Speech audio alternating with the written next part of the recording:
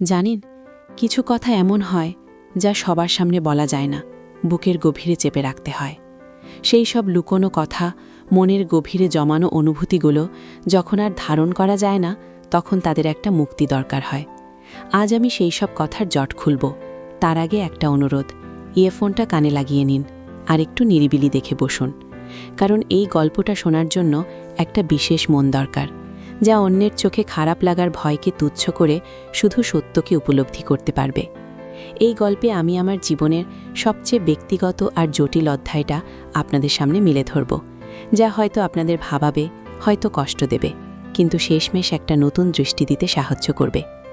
বিশ্বাস করুন, এই অনুভূতিগুলো নিয়ে বাঁচা সহজ নয়। সমাজের চোখে পাপ, নিজের কাছে এক অদ্ভুত তৃপ্তি আর চরম অনুশোচনার মিশেল। এই মুহূর্তে আমি একটা হালকা নীল রঙের শাড়ি পরে আপনার সামনে বসে আছি। আঁচলটা আমার কাঁধের ওপর দিয়ে আলগা করে ফেলা, ঠিক যেমনটা গ্রাম বাংলার বধূরা পরে থাকে। তবে আঁচলের ফাঁকে যখন আমার ব্লাউজের কাট দেখা যায়, তখন হয়তো অনেকের চোখ আটকে যায়, যদিও আমি এতে তেমন পাত্তা দিই না। আমার বাড়ি বর্ধমানে, এক যৌথ পরিবারে, আর এই বাড়িতেই আমার জীবনের এক গোপন অধ্যায় শুরু হয়েছিল, যার কথা আজও আমি কাউকে খুলে বলতে পারিনি। শুধু আমি আর আমার দেবর অনির্বাণ জানে। সে ছিল আমার স্বামীর ছোট ভাই, মাত্র কয়েক বছরের ছোট। আমাদের পরিবারে তার নাম অনির্বাণ। আমার স্বামী অর্ণব কাজের সূত্রে প্রায়ই বাইরে থাকত। মাসের অর্ধেক সময় তার কাটত অন্য শহরে। বাড়িতে আমি, আমার শ্বশুর শাশুড়ি আর এই অনির্বাণ। অনির্বাণ তখন সবে কলেজে পড়া শেষ করেছে, চাকরির জন্য চেষ্টা করছে। একটা ছিপছিপে শরীর, উজ্জ্বল চোখ আর এমন একটা হাসি যা এক মুহূর্তে মন ভালো করে দিতে পারত। প্রথম দিকে সব স্বাভাবিকই ছিল। 10টা দেবর ভাবির যেমন সম্পর্ক থাকে তেমনই। ওর জন্য রান্না করা, ওর জামাকাপড় গুছিয়ে রাখা, ছোটোখাটো আবদার মেটানো, এসবই ছিল আমাদের সম্পর্কের বাঁধন। কিন্তু কখন যেন এই বাঁধনটা আলগা হয়ে অন্য এক রূপ নিতে শুরু করল, তা আমি নিজেও টের পাইনি। আজ যখন ভাবি, তখন মনে হয় হয়তো প্রথম থেকেই একটা চাপা বিদ্যুৎ ছিল আমাদের মধ্যে, যা সুপ্ত অবস্থায় ছিল, সঠিক সুযোগের অপেক্ষায়। আমাদের দুজনের মধ্যে কথাবার্তা বাড়ছিল, সময় কাটানো। অর্ণব যখন থাকত না, তখন বাড়ির একমাত্র তরুণ মানুষ হিসেবে অনির্বাণই আমার সঙ্গী হয়ে উঠত।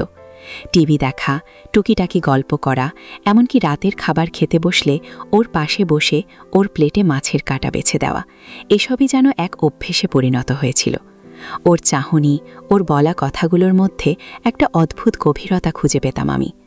প্রথম দিকে ভাবতাম হয়তো আমারই ভুল, মনের ভুল, কিন্তু ধীরে ধীরে বুঝতে পারছিলাম আমি যা অনুভব করছি ও ঠিক একই পথে হাঁটছে। ওর চোখে আমার জন্য একটা আলাদা মুগ্ধতা ছিল, যা আমি স্বামীর চোখেও দেখিনি এতটা তীব্রভাবে। একদিন বিকেলে আমি ছাদে কাপড় তুলতে গেছি। দুপুরের ঘুম ভাঙার পর চুলগুলো এলোমেলো, শাড়ির আঁচলটা অসাবধানে নিচে নেমে গেছে। হঠাৎ অনির্বাণ ছাদে এলো, তার হাতে আমার জন্য 1 কাপ চা। আমি একটু অপ্রস্তুত হয়ে আঁচলটা টেনে নিচ্ছিলাম, আর সে আমার দিকে এক দৃষ্টিতে তাকিয়েছিল। তার চোখে তখন কোনো দুষ্টুমি ছিল না, ছিল শুধু এক গভীর মুগ্ধতা। সেদিনের সেই চাহনি আজও আমার স্পষ্ট মনে আছে। সেই মুহূর্তে চা হাতে চুপ করে দাঁড়িয়ে থাকা অনির্বাণের নিষ্পাপ চেহারার আড়ালে আমি যেন অন্য এক পুরুষের ছায়া দেখেছিলাম। সেই ছায়াটা ছিল এক অদ্ভুত আকর্ষণ আর অধিকার বোধের মিশেল। এরপর থেকেই যেন আমাদের কাছাকাছি আসাটা আরও বেড়ে গেল। কখন ওর হাত আমার হাতে এসে মিশেছে, কখন ওর উষ্ণ নিঃশ্বাস আমার গালে এসে লেগেছে। সেসব ছোট ছোট মুহূর্তগুলোকে আমি অজান্তেই জমিয়ে রাখতে শুরু করেছিলাম। এইভাবেই আমাদের অলক্ষ্যে এক নতুন গল্পের সূচনা হয়েছিল, যা ছিল নিষিদ্ধ কিন্তু ভীষণ রকমের মধুর। গল্পটা ভালো লাগলে অবশ্যই একটা লাইক আর সাবস্ক্রাইব করে পাশে থাকবেন। সেদিনের পর থেকেই আমাদের মধ্যে একটা অলিখিত পরিবর্তন আসলো। অনির্বাণ আমার দিকে যে দৃষ্টিতে তাকাতো, তাতে আর দেবরের নির্মলতা ছিল না, ছিল এক অব্যক্ত লঙ্গিং। আমারও মন কেমন করত তার জন্য। যখন অর্ণব বাড়ি ফিরত, অনির্বাণ কেমন যেন চুপসে যেত, আর যখন অর্ণব চলে যেত, তখন যেন নতুন করে সে প্রাণ পেত। অর্ণব আসার আগে আমরা দুজনেই চেষ্টা করতাম নিজেদের সংযত রাখতে, কিন্তু সেই সংযমের বাঁধন ধীরে ধীরে শিথিল হচ্ছিল। এক বিকেলে বৃষ্টি পড়ছিল অঝোরে। অর্ণব সেদিনই কলকাতা ফিরেছে। আমি বারান্দায় বসে বৃষ্টি দেখছিলাম আনমনা হয়ে। হঠাৎ অনির্বাণ এসে আমার পাশে দাঁড়ালো। আমার শাড়ির আঁচলটা বৃষ্টির ছাটে ভিজে যাচ্ছিল। সে কিছু না বলে খুব সাবধানে আমার আঁচলটা টেনে আমার মাথার ওপর তুলে দিল। তার হাতের স্পর্শে আমার শরীর যেন বিদ্যুৎ পৃষ্ঠ হলো। আমি ওর দিকে তাকালাম। ওর চোখ তখনও আমার দিকেই। একটা নীরব সম্মতি ছিল সেই চোখে। সেদিনের পর থেকে আমরা আরও কাছাকাছি আসতে শুরু করলাম। ওর কোনো আবদার আমাকে দিয়ে করানো, আমার কোনো কাজে ওকে সাহায্য করতে ডাকা, এভাবেই অজান্তেই আমাদের স্পর্শের পরিধি বেড়ে চলছিল। যখন ওর হাত অসাবধানে আমার কোমরে লেগে যেত অথবা আমার পিঠে, তখন একটা মিষ্টি শিহরণ বয়ে যেত আমার সারা শরীরে।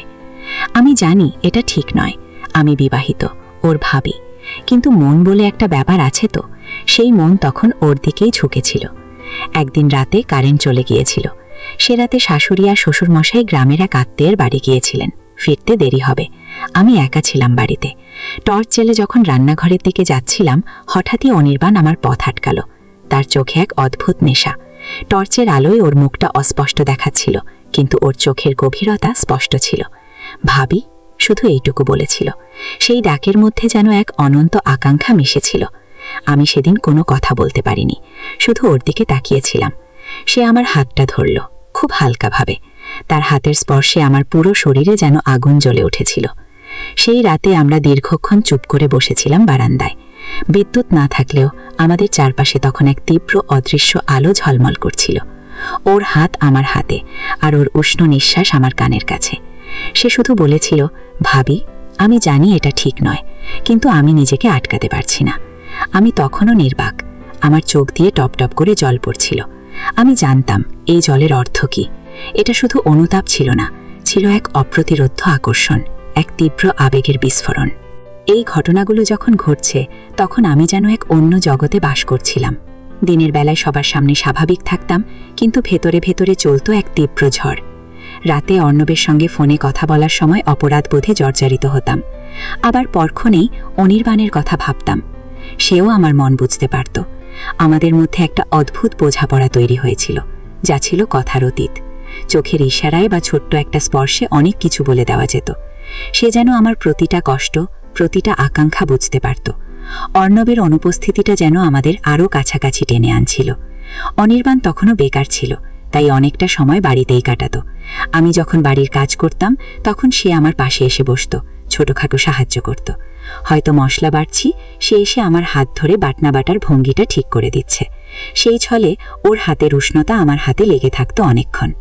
এই রকম ছোট ছোট স্পর্শগুলো ধীরে ধীরে বড় হয়ে উঠছিল, আমাদের মধ্যেকার অদৃশ্য প্রাচীরটা ভেঙে দিচ্ছিল।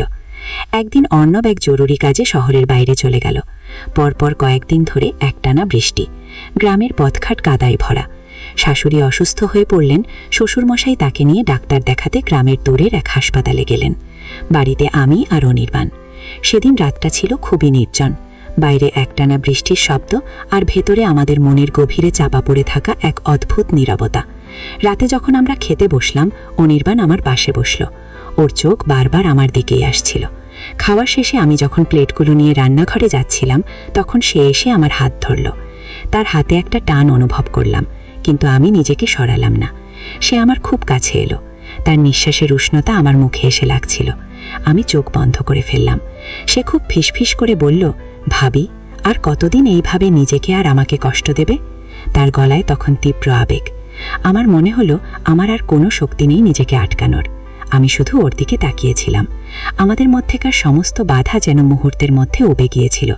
সেই রাতে নীরব বৃষ্টির সাক্ষী হয়ে আরও গভীর হলো আমাদের সেই লুকোনো সম্পর্ক, যা সমাজের চোখে পাপ, কিন্তু আমাদের দুজনের কাছে ছিল এক অপ্রতিরোধ্য সত্য। এরকম চলছিল দিনের পর দিন, মাসের পর মাস। অর্ণব বাড়িতে এলে আমরা আবার স্বাভাবিক দেবর ভাবি, আর সে চলে গেলে আমরা আমাদের নিজেদের জগতে ফিরে যেতাম। একটা অদ্ভুত আনন্দ, এক তীব্র তৃপ্তি, আর এক বুক ভয় নিয়ে কাটছিল দিনগুলো। জানতাম এটা ধরা পড়লে সব শেষ, কিন্তু এই নিষিদ্ধ সম্পর্কের টানটা এতটাই তীব্র ছিল যে নিজেদের সামলানো অসম্ভব হয়ে পড়েছিল। অনির্বাণও যেন ক্রমশ আমাকে আরও বেশি করে নিজের দিকে টেনে নিচ্ছিল। তার কথা বলার ধরন, তার চোখের ভাষা, সবকিছুতেই যেন একটা অধিকারবোধ জন্ম নিয়েছিল। অনেক সময় সে ছোট ছোট কথায় এমন ইঙ্গিত দিত যা বাইরে থেকে কেউ বুঝত না, কিন্তু আমি ঠিকই বুঝতাম। সে যেন আমার প্রতিটা দুর্বলতাকে চিনে নিয়েছিল। আমার একাকিত্ব, আমার অবহেলা, সবকিছুকে সে নিজের সুবিধা মতো ব্যবহার করছিল, ঠিক যেন একটা সূক্ষ্ম ব্ল্যাকমেল। আমি জানি কথাটা শুনতে খারাপ লাগছে, কিন্তু এটাই সত্য।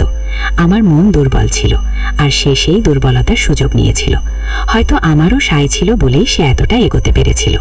একদিন দুপুরে রান্নাঘরে আমি যখন একা কাজ করছিলাম, অনির্বাণ হঠাৎই পিছন থেকে এসে আমাকে জড়িয়ে ধরল। তার হাতের বাঁধন ছিল দৃঢ়। আমি প্রথমটাই চমকে উঠলাম, কিন্তু নিজেকে সরালাম না। তার উষ্ণ নিঃশ্বাস আমার কাঁধে গলায় এসে লাগছিল। সে কিছু বলল না, আমিও কিছু বললাম না, শুধু অনুভব করছিলাম তার উপস্থিতিকে। এই নীরব মুহূর্তে যেন আমাদের দুজনের মনের সব কথা বিনিময় হয়ে যাচ্ছিল। আমি জানি এটা ভুল, ভীষণ ভুল, কিন্তু সেই মুহূর্তের জন্য আমি সব কিছু ভুলে গিয়েছিলাম। আমার মনে হচ্ছিল এই উষ্ণতা, এই ভালোবাসা, এই স্পর্শই যেন আমার জীবনের সব। সমাজের নীতি, পারিবারিক সম্মান সবকিছু তখন আমার কাছে অর্থহীন মনে হচ্ছিল। কিন্তু এই অনুভূতিগুলো ক্ষণিকের। এই আনন্দগুলোর পর আসত এক তীব্র অনুশোচনা, এক গভীর অপরাধবোধ। রাতে যখন আমি নিজের বিছানায় আমাদের মন তো তখনও একে অপরের জন্য ছটফট করছিল। সেই দিনের পর থেকে আমরা নিজেদের মধ্যে একটা দূরত্ব তৈরি করার চেষ্টা করছিলাম। অনির্বাণ আমার কাছাকাছি আসতো না, আমিও ওর থেকে দূরে থাকতাম, কিন্তু চোখের আড়ালে আমাদের মন তখনও একে অপরের কাছে টানত। এটা এক অদ্ভুত মানসিক টানাপোড়েন। একদিকে সমাজের ভয়, পরিবারের সম্মান রক্ষার তাগিদ, আর অন্যদিকে নিজেদের মনের তীব্র ভালোবাসা। এই দ্বন্দ্বটা আমাকে প্রতি মুহূর্তে কুড়ে কুড়ে খাচ্ছিল। এরপর অনির্বাণ একটা চাকরি পেল দূরে অন্য একটা শহরে। সে চলে গেল। চলে যাওয়ার আগে সে আমার দিকে শেষবারের মতো তাকিয়েছিল। সেই চাহিনিতে ছিল গভীর প্রেম, অব্যক্ত কষ্ট, আর হয়তো এক নীরব বিদায়। আমিও ওর দিকে তাকিয়েছিলাম। আমার চোখ দিয়ে তখন জল গড়াচ্ছিল। আমি জানতাম সে চলে যাচ্ছে, হয়তো আর কখনো আমাদের দেখা হবে না এভাবে। ওর চলে যাওয়াতে একটা বিরাট শূন্যতা তৈরি হলো আমার জীবনে। আমার মনটা আরও বেশি করে ভেঙে পড়ল। যদিও জানতাম এটাই ঠিক ছিল, তবুও কষ্টটা ছিল অপ্রতিরোধ্য। আমি আজও অর্ণবের সঙ্গেই আছি। আমাদের পরিবারে কেউ কোনোদিন কিছু জানতে পারেনি। শঙ্করও হয়তো কিছু বলেনি। হয়তো সে সম্মান রক্ষা করেছে, অথবা হয়তো সে ভুল দেখেছিল বলে নিজেই ভেবেছিল, আমি জানি না। কিন্তু এই অভিজ্ঞতা আমাকে অনেক কিছু শিখিয়েছে। এই সম্পর্কগুলো যা সমাজের চোখে অবৈধ, সেগুলোর ভেতরেও এক নিদারুণ আবেগ থাকে, এক তীব্র টান থাকে। এই টান কখনো কখনো মানুষের বিচার বুদ্ধিকে হারিয়ে দেয়। আমি যে ভুল করেছি তা আমি জানি, কিন্তু এই ভুলের মধ্যে দিয়ে আমি জীবনের এক অন্য দিক দেখেছি মানুষ কতটা অসহায় হতে পারে আবেগের কাছে। এই গল্পটা বলার কারণ, জীবন সবসময় সোজা পথে চলে না। কখনো কখনো এমন বাঁক আসে যেখানে মানুষ নিজের অনিচ্ছাতেও ভুল পথে পা বাড়ায়। কিন্তু সবচেয়ে গুরুত্বপূর্ণ হলো সেই ভুল থেকে শিক্ষা নেওয়া, নিজেকে সামলে নেওয়া, আর এমন পথ বেছে নেওয়া যাতে নিজের পরিবার আর নিজের সম্মান সুরক্ষিত থাকে। জীবনের প্রতিটি সিদ্ধান্ত খুবই গুরুত্বপূর্ণ, আর আবেগপ্রবশ হয়ে কোনো সিদ্ধান্ত নেওয়া উচিত নয়। হয়তো আমার গল্পটা আপনাদের কাছে একটা শিক্ষা হয়ে থাকবে, ভুল পথে পা না বাড়ানোর জন্য, অথবা যদি ভুল হয়েও থাকে তবে সেই ভুল শুধরে নেওয়ার জন্য। কারণ সবশেষে শান্তি আর সম্মানই জীবনের আসল পাথেয়।